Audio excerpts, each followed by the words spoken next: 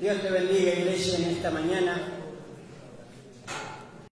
Quiero estar compartiendo la palabra de Dios.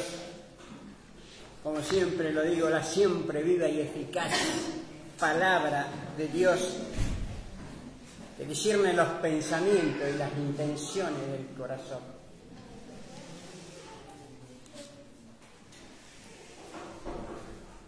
Y la palabra se encuentra en 2 de Pedro, capítulo 1, del 1 al 4. Hemos terminado con la primera carta de Pedro, que para mí ha sido de mucha bendición y espero que para ustedes también. Ahora vamos a comenzar la segunda carta del apóstol y seguramente nos va a dejar hermosas enseñanzas. Y hoy vamos a leer 4 versículos y estos hablan de las preciosas promesas. ¿Qué significa la palabra promesa? Es la expresión de la voluntad de hacer algo por alguien o cumplir con cierto sacrificio en caso de conseguir algún logro. El destinatario de la promesa entiende que se ha cumplido un compromiso. ¿Alguna vez te hicieron una promesa y no la cumplieron? ¿Te ha pasado alguna vez? Seguramente que sí, fue así. ¿Sentiste que te fallaron? ¿Te defraudaron? ¿Te sentiste mal?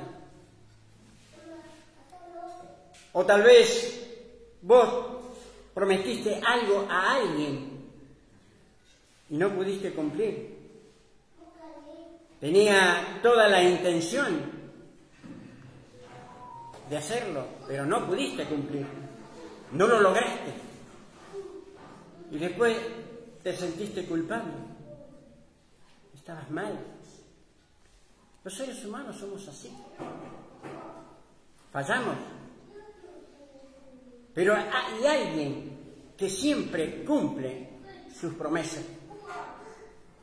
Alguien que nunca te deja, alguien que nunca te desampara, alguien que nunca te falla. Y ese alguien es Dios. Ese alguien es Dios, el Todopoderoso, el gran Yo Sé, el Alfa y el Omega, el principio y el fin. Ese es nuestro Dios. Distinto nombre, pero ese es nuestro Dios. La Biblia dice que su palabra es el en sí y amén. El texto que vamos a ver hoy habla de promesas. Para empezar a estudiar la segunda carta de Pedro tenemos que contestar algunas preguntas. ¿Cómo? ¿Dónde? ¿Cuándo? ¿A quién la escribió el apóstol? Y esto lo encontramos en las primeras palabras de la carta. Y el texto que quiero compartir dice así: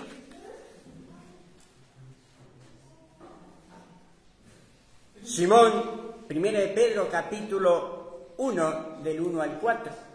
Simón, siervo de Jesucristo, lo que habéis alcanzado por la justicia de nuestro Dios y Salvador Jesucristo. Una fe igualmente preciosa que la nuestra. Gracia y paz os sea multiplicada en el conocimiento de Dios y nuestro Señor Jesucristo. Versículo 3. Como todas las cosas que pertenecen a la vida y a la piedad nos ha sido dada por su divino poder mediante el conocimiento de aquel que nos llamó por su gloria y excelencia. El 4. Por medio de las cuales nos ha dado preciosas y grandísimas promesas para que por ellas llegase a ser participantes de la naturaleza divina, habiendo huido de la corrupción que hay en el mundo a causa de la concupiscencia. Hasta acá es el texto que quiero compartir en esta mañana y lleva como título: Crecer en el conocimiento de nuestro Señor Jesucristo trae grandes bendiciones. El lugar de la carta fue redactada en la cárcel allí en Roma, alrededor de los años 67 después de Cristo. Vamos al primer versículo para empezar a desglosar la carta o el texto. Dice: Simón Pedro, siervo y apóstol de Jesucristo, lo que habéis alcanzado por la justicia de nuestro Dios y Salvador Jesucristo, una fe igualmente preciosa que la nuestra. Acá el autor es el mismo apóstol, Pedro, y que se define a sí mismo siervo y apóstol de Jesucristo. Y se llama así, Simón Pedro, tal como lo llamó nuestro Señor Jesucristo en Lucas capítulo 5, versículo 8. Y dice así, en el relato de la pesca peligrosa: al ver esto, Simón Pedro cayó de rodillas delante de Jesús y le dijo: apártate de mí, Señor, soy hombre pecador. Podemos ver lo destinatario de la carta. Pedro no lo nombra directamente, lo menciona así: a lo que habéis alcanzado por la justicia de nuestro Dios y Salvador Jesucristo, una fe igualmente preciosa que la nuestra. Y esa fe no se origina en la misma persona, no se origina en ellos mismos, sino es un don de Dios. Y la fe se encuentra estrechamente vinculada con el concepto de la justicia. Y es Dios quien justifica al creyente por medio de la fe, pero le hace notar a la Iglesia que comparte con él la misma fe. Desde el principio de la epístola se enfatiza la divinidad de Jesucristo, llamado Jesús, nuestro Dios.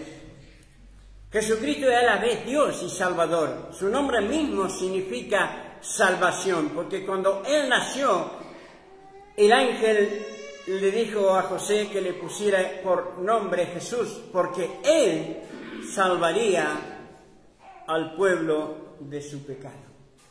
Mateo capítulo 1, versículo 2. Entrando en el saludo, versículo 2, dice: gracia y paz os sean multiplicadas en el conocimiento de Dios y de nuestro Señor Jesucristo.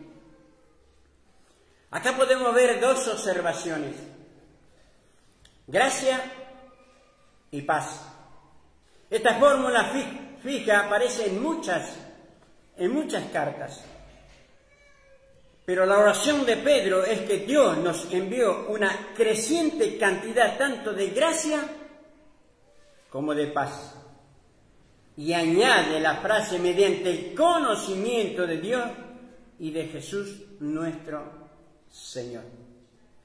Es decir, en cuanto mayor sea nuestro conocimiento de Dios y de Jesucristo, la gracia y la paz son multiplicadas. Acá la preocupación principal de Pedro al escribir la epístola es que la Iglesia aumente su conocimiento personal en Jesucristo, su Señor y Salvador. ¿Y cómo lo logró? Cuando vos vas a rendir un examen, ¿qué tenés que hacer? Prepararte, leer, estudiar. Bueno, acá lo mismo. Acá tenemos que leer la Escritura, escudriñar la Escritura, porque de ella testifican acerca de Él. Juan 5:39. Versículo 3. Como todas las cosas que pertenecen a la vida y a la piedad nos ha sido dadas por su divino poder mediante el conocimiento de aquel que nos llamó por su gloria y excelencia. Vamos a leer en la Nueva Traducción Viviente. Mediante su divino poder, Dios nos ha dado todo lo que necesitamos para llevar una vida de rectitud. Todo esto lo recibimos al llegar a conocer a aquel que nos llamó por medios de su maravillosa gloria y excelencia. ¿Qué manera de comenzar esta carta? ¡Qué declaración tan asombrosa! Dios nos ha dado todo lo que necesitamos para que vivamos en armonía. Vivamos en armonía con su palabra, honrándolo, amándolo, sirviéndolo. Esta es la declaración asombrosa. Su divino poder nos provee de salvación en primer lugar y luego nos da la capacidad de vivir una vida santa mediante el conocimiento del que nos llamó. Y crecer en su conocimiento es crecer en santidad. En Juan 17:3 dice: y esta es la vida eterna, que te conozcamos a ti, el único Dios verdadero, y a Jesucristo, al cual has enviado. Pedro hace a Dios el autor de este conocimiento, porque nunca vamos a Él, al menos que seamos llamados por Dios. Porque Él nos llamó por medio de su Hijo Jesucristo a la salvación. Él te escogió desde antes de la fundación del mundo. Efesios capítulo 1:4 dice: según nos escogió Él antes de la fundación del mundo, para que fuésemos santos sin mancha delante de Él.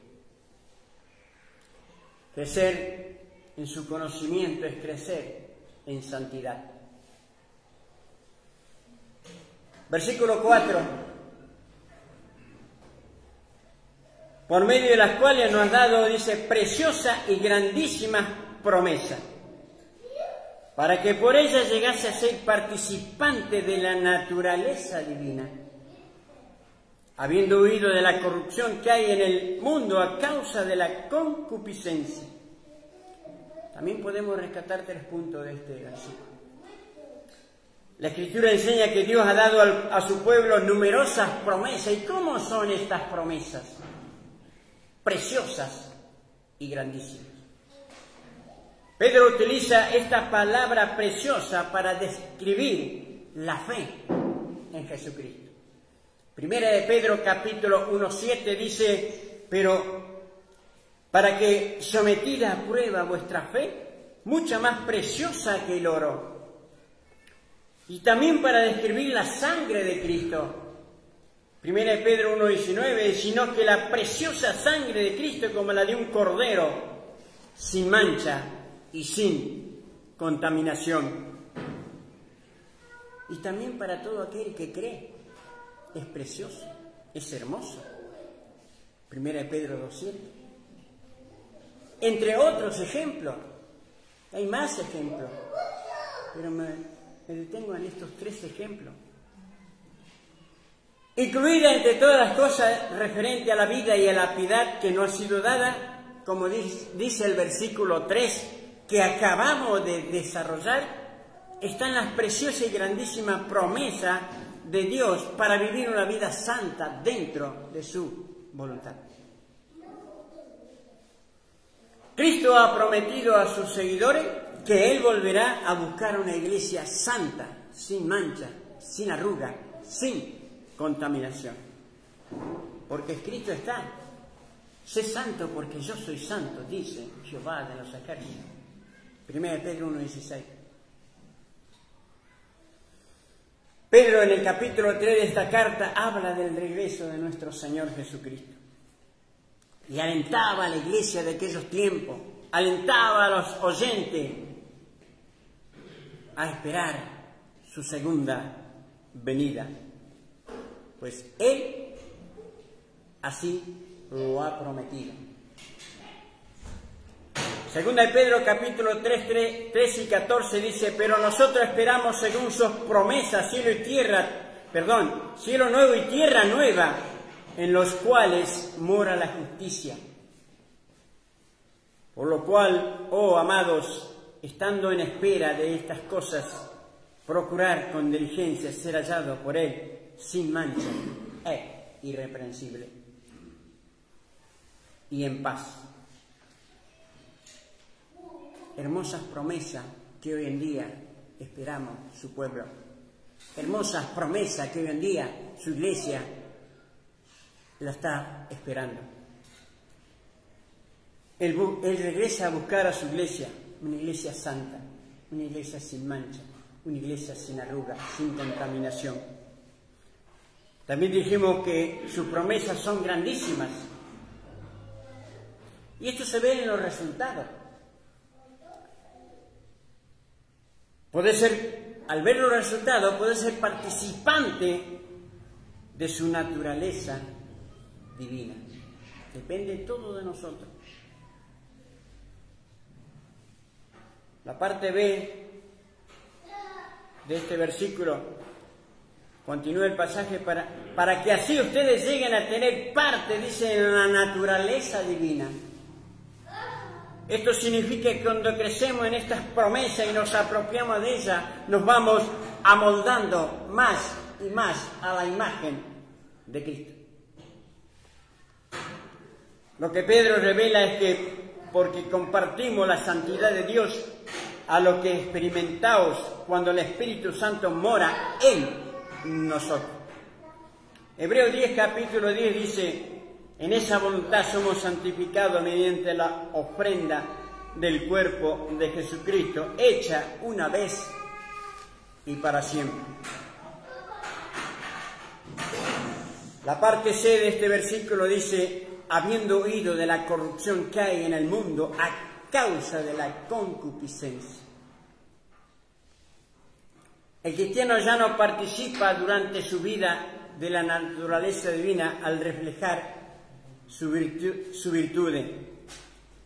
Ya no participa, ya está rechazando ese pecado, está rechazando la maldad, está rechazando la cosa mala, porque sabe que ya no pertenece a este mundo, porque sabe que somos un pueblo escogido, real sacerdocio, nación santa, pueblo adquirido por Dios, para anunciar la virtud de aquel que nos llamó de la tiniebla a su luz admirable. Aleluya. Ya no participamos con ellos. Ya no somos parte de este mundo. Juan 17, 16 y 18 dice, no son del mundo, como tampoco yo soy del mundo. 17, santifícalo en tu palabra es verdad. Como tú me has enviado al mundo, también lo he enviado al mundo. Primera de Tesalonicenses capítulo 5, 22 dice, apartaos de toda especie de mal. Hermano, no cabe duda de que cuando dejemos este escenario terrenal, participaremos de la gloria divina, exhibiendo plenamente la naturaleza de Dios. Mientras estamos en esta vida, vivimos con el mundo, pero sin ser del mundo. Nos hemos revestido de la nueva naturaleza creada para ser hijo de Dios en verdadera justicia y santidad. Efesios 4:22 dice, en cuanto a la pasada manera de vivir, ya está, quedó atrás, pasada manera de vivir, despojado del viejo hombre que está viciado conforme a los deseos engañosos. Colosenses 3:10, y revestido del nuevo, el cual conforme a la imagen de lo que lo creó, se va renovando hasta el conocimiento pleno. Primera de Juan 3:2 dice, amado, ahora somos hijos de Dios, y aún no se ha manifestado lo que hemos de ser, pero sabemos que cuando Él se manifieste seremos semejantes a Él, porque le veremos tal como Él es. Busquemos la santidad. Busquemos la santidad, porque sin la santidad nadie verá al Señor. Cuando nos asaltan tentaciones, no alguien que te asalte, sino esas tentaciones que te vienen, esos malos deseos, esos malos pensamientos, esas malas cosas que te salen del corazón, recurrí a esas promesas. Recurrí a esas promesas que nos dejamos plasmados en la Escritura. Porque dice Romanos 6:14, porque el pecado no se enseñoreará de vosotros, pues no estáis bajo la ley, sino bajo la gracia. Y Santiago, ¿qué nos dice? Que nos tenemos que someter a Dios. Santiago 4:7 dice, someteos a Dios, resistir al diablo e irá de vosotros. Tremendo. Tremenda verdad. Para concluir con esto, vamos a hacer un breve recuento de lo que estamos viendo. Sabemos que esta carta fue escrita por el apóstol Pedro, en la cual el mismo Espíritu Santo da testimonio de esto. Escribió bajo la vestidura de apóstol de Cristo, es decir, un enviado de Jesucristo. Y nos enseña que la salvación y el crecimiento espiritual viene a través del conocimiento de Dios en el Evangelio. Y este es el canal por el cual nos llamó. Conocer a Dios es vida eterna y crecer en su conocimiento es crecer en santidad. Cuanto más lo conocemos, más nos asemejamos a Él.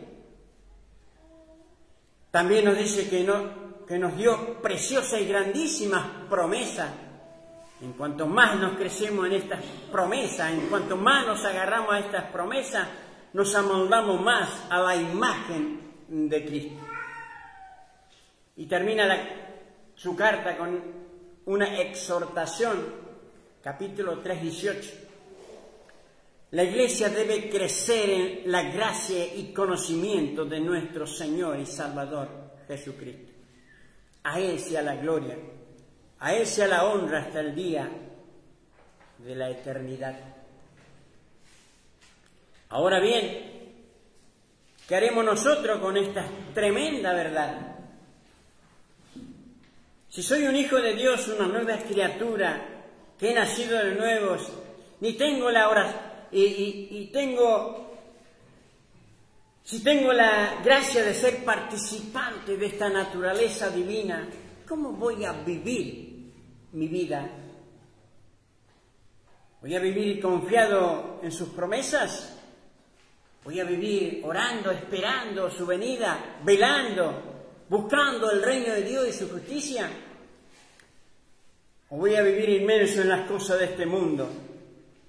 En el trabajo, preocupado, el afán de tener más dinero, el deporte, los entretenimientos. Y si aún no soy un hijo de Dios, si aún no nací de nuevo, si no soy participante de la naturaleza divina, no es tarde. No es tarde, el tiempo es hoy. Poder arrepentirte de tu pecado y crecer en el Señor Jesucristo para salvación. Y comenzar a crecer en el conocimiento de Dios y de su Hijo. Acá el hecho certero es que Jesucristo cumplirá con su gran promesa. Él viene a buscar a su iglesia. Él viene a buscar a su iglesia santa, sin mancha, sin arruga. Y debemos estar preparados. Prepárate, porque el Señor viene. Él está a la puerta. El Señor viene. Él está a la puerta. Velad, orad en todo tiempo, porque el día ni la hora nadie lo sabe, ni siquiera los ángeles que están en el cielo, sino mi Padre que está en los cielos. Amén. Dios te bendiga, iglesia, y que esta palabra pueda tocar nuestros corazones para mi vida, de especial manera, tocar nuestros corazones y que pueda germinar y tener fruto. Amén. Y Dios te bendiga.